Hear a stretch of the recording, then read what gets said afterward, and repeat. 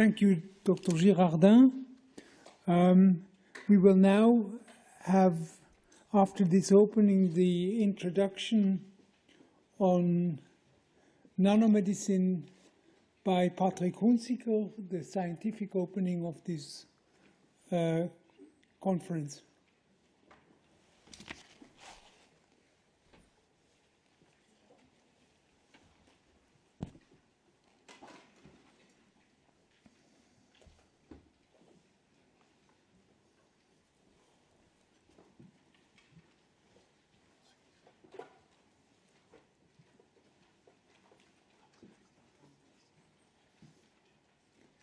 Freedom is a fundamental human desire.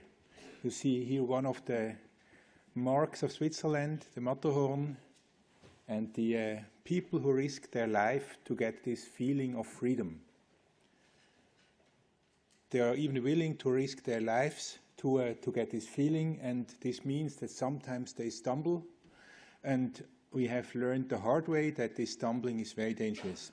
If you survive a fall in the mountains, the next thing you desire is to have a mobile phone, to call the helicopter to save you.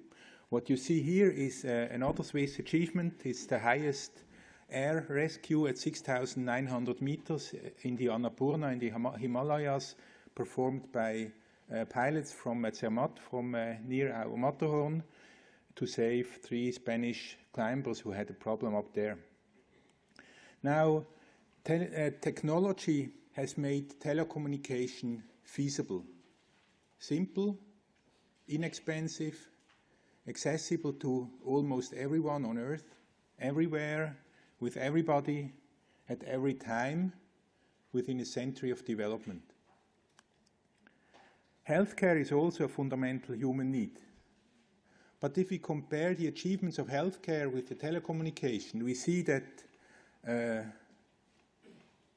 has technology rendered healthcare feasible, simple, cheap, accessible to almost everyone on Earth, everywhere, for everybody, at every time, despite the fact that we have invested a millennium of development in medicine. So we see that there is big discrepancy, and for my profession as a clinical doctor, it's important to understand why we have not yet achieved the goals we see in other fields. If you want to build a telecommunication device, you start with physics. You need to understand classical electrodynamics, some quantum physics, and some relativity theory. For example, for the GPS, you need to understand the problem. And then you need high-quality engineering, semiconductor technology, software engineering, system design. But you also need to master the value chain. How can you produce a mobile phone and sell 100 million of them next year? So production, distribution, building, validating prototypes for a global market. And this is the success stories of today's the mobile phone companies. Let's have another view on the problem, the cost of medicine, a key threat to global healthcare. Developing a single new prescription drug in the past few years costs you about $2.5 billion US.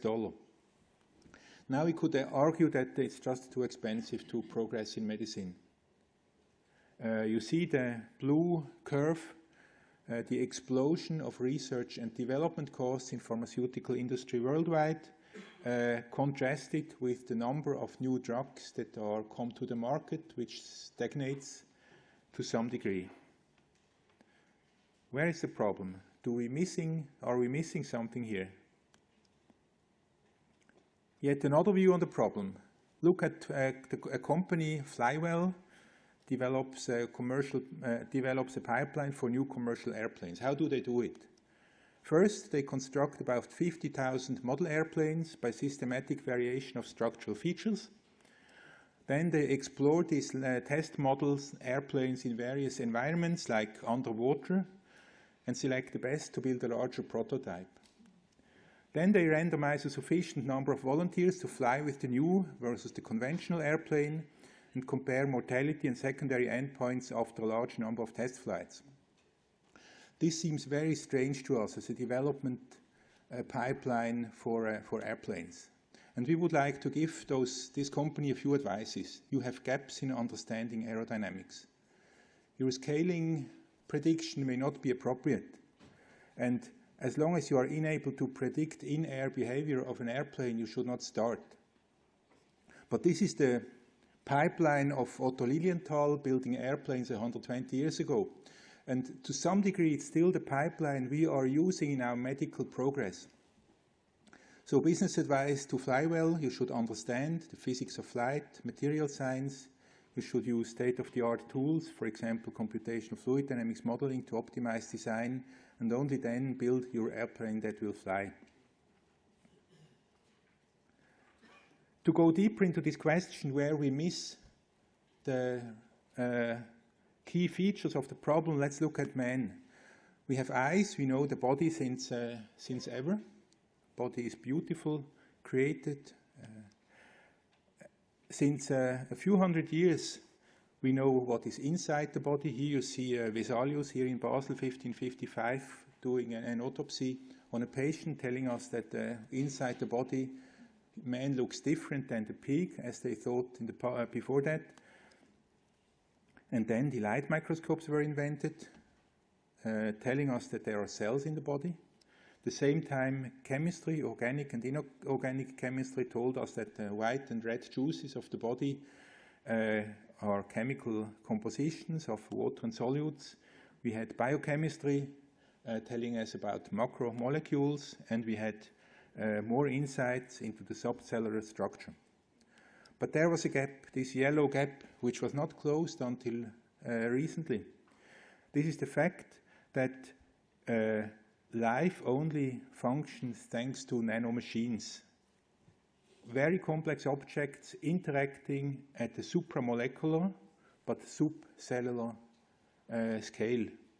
And it was the era of the high-resolution microscopy, electron microscopy, atomic force microscopy, super-resolution optical microscopy, that helped us to understand better what's going on.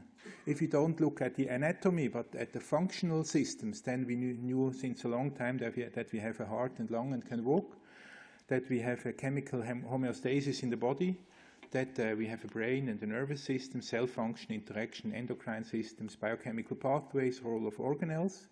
But what was hidden to our eyes was, again, this gap at the nanoscale, telling us about the function and interaction of such cellular nanosystems, which is fundamental for life. So we have to observe that only within a few decades we have realized that there is more to life than we always thought before that. And this may be one of the key gaps explaining our failure of 1,000 years of developing medicine to become as good as telecommunication has been today. So medicine of the 20th century is based on the science technology of the 20th century. Important achievements in many areas, technology limits, and fundamental blind spots. Structure of life at the nanoscale, the function of life at the nanoscale, and also a lack of understanding of the multiscale systems enabling life. Science in the 20th century, characterized as the era of the nanoscale. We have seen there is a nanoscale and we are starting to understand it. Imaging acting control. An era of new materials, supermolecular systems, new carbon materials, self-assembly. An era of new physics, atomic resolution imaging and engineering, application of quantum physics, photonics.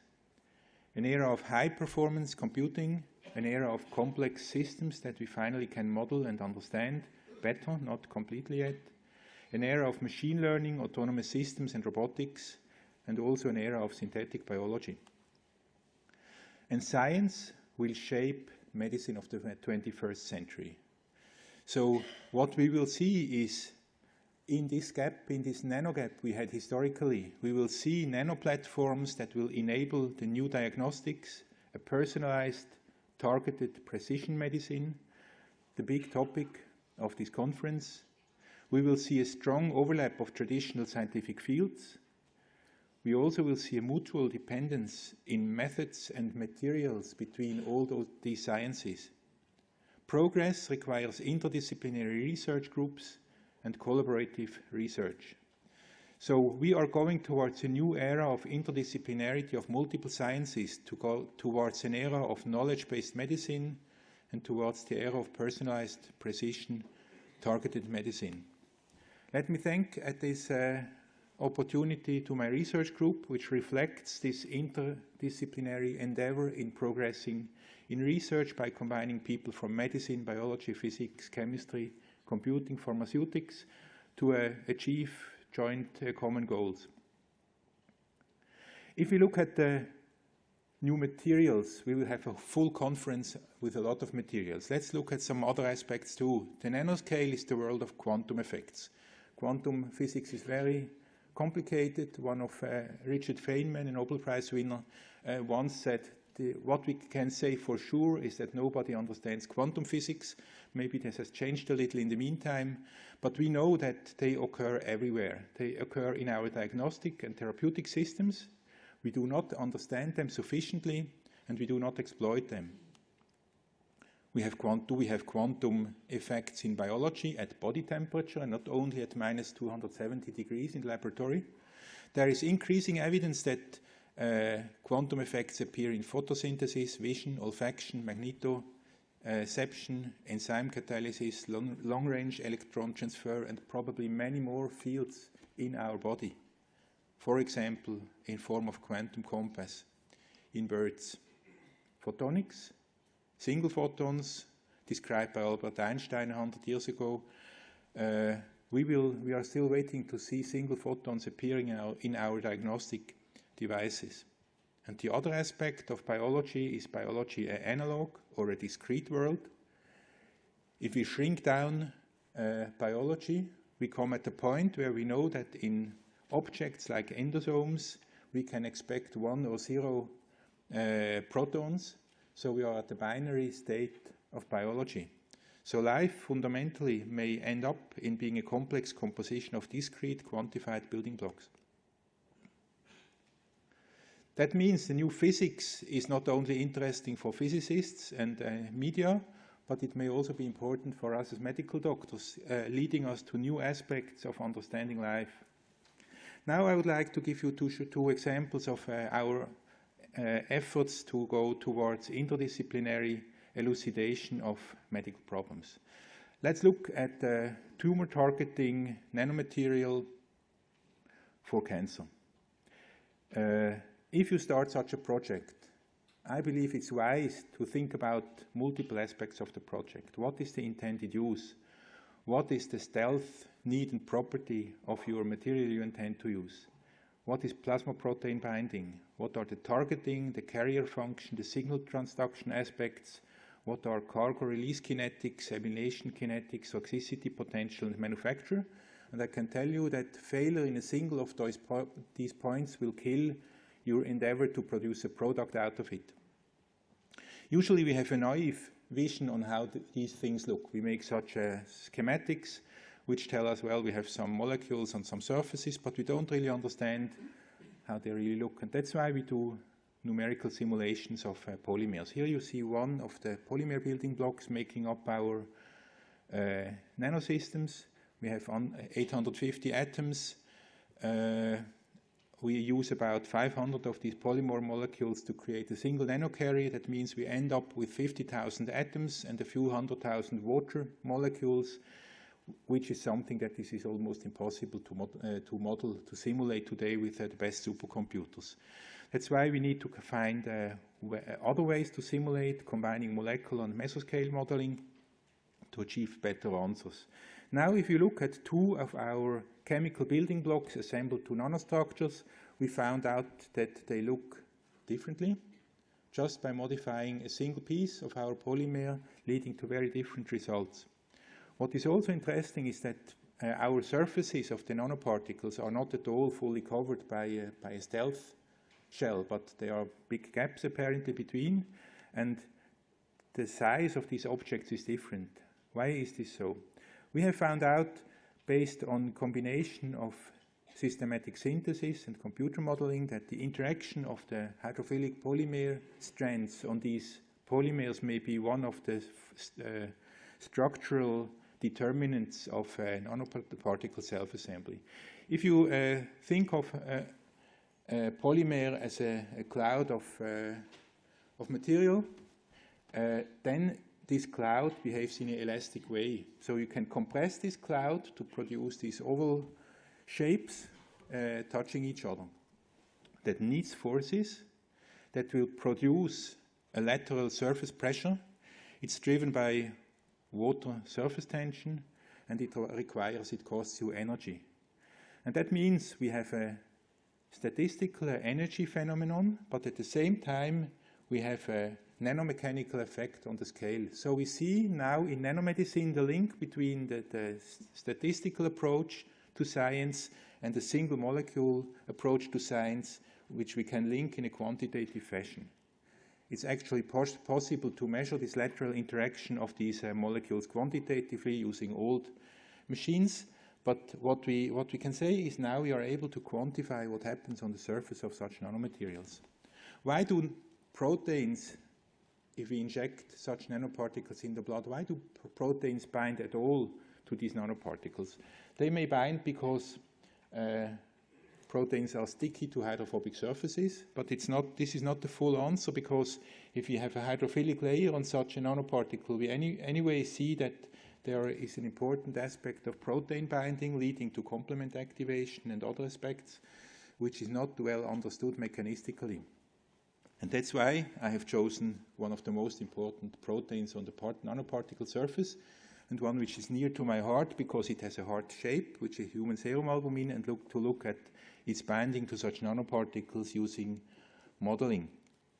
What we see is that on our different polymer variants, we see this protein, this albumin binding on the nanoparticle surface. We can actually determine the individual amino acids that have a contact with the nanoparticle.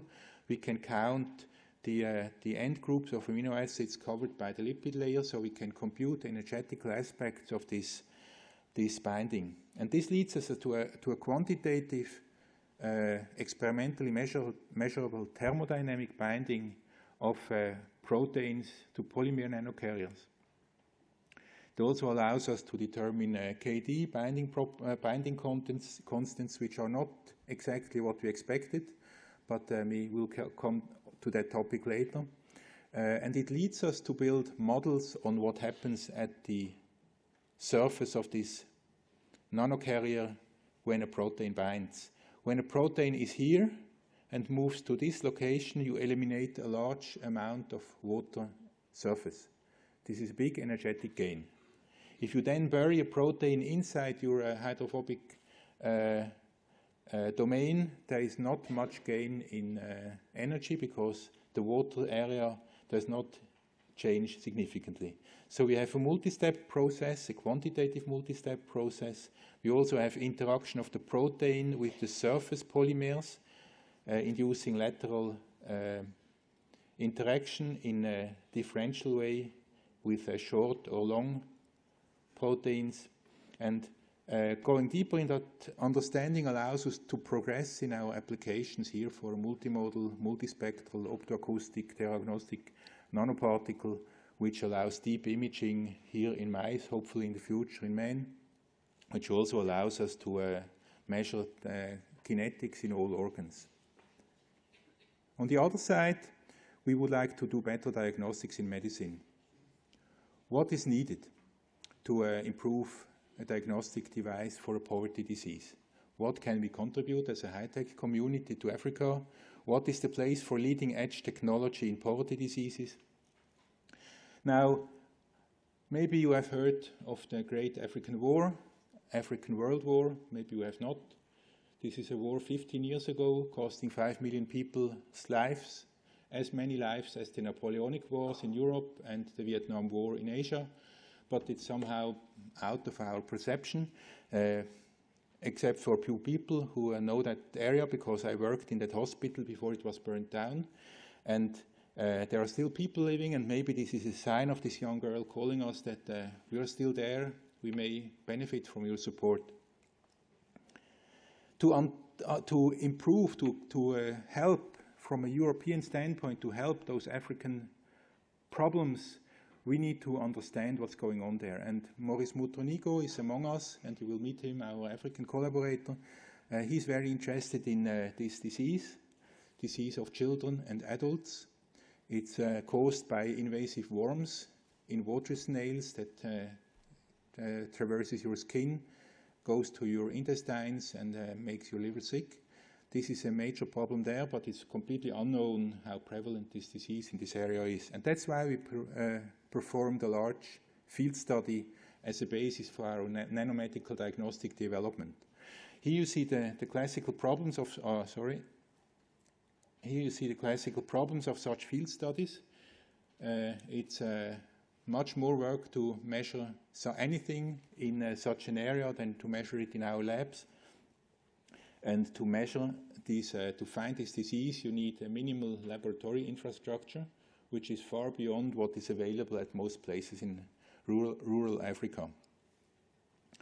The main finding of this study were the following. The first epidemiological results in this area since decades. It's a complete black hole of knowledge, this area, and we have seen that there is an alarming higher than 50% rate of schistosoma infection, in particular in children and young adults. In certain villages, it's beyond 90%. This important disease was completely under the radar due to war, unrest, poverty, and fight for gold and diamonds in the area. And it has shown us that we need a new, fast, inexpensive, reliable diagnostic approach to schistosoma.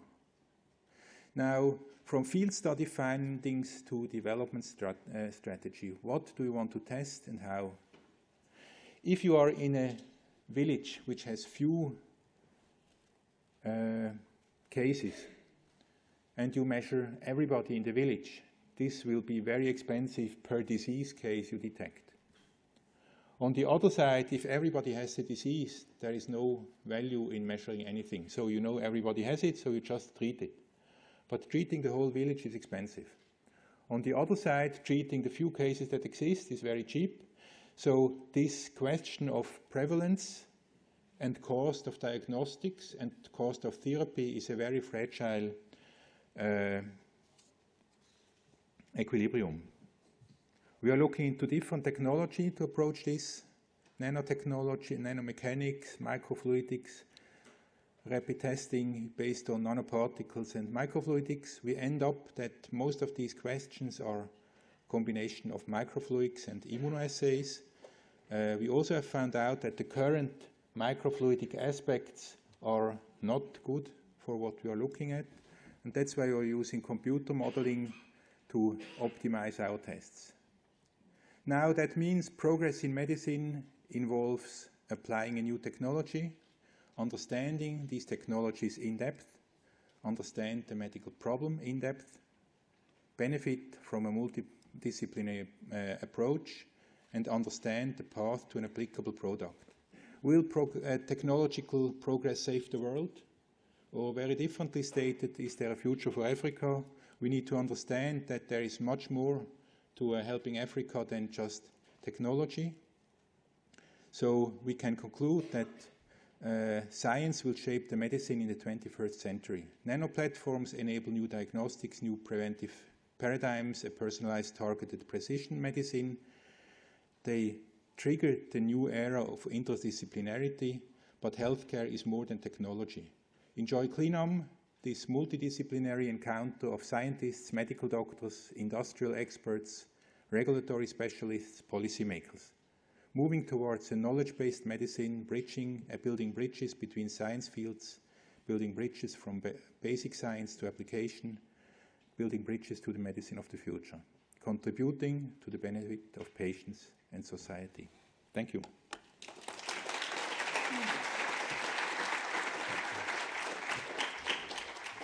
Thank you, Patrick.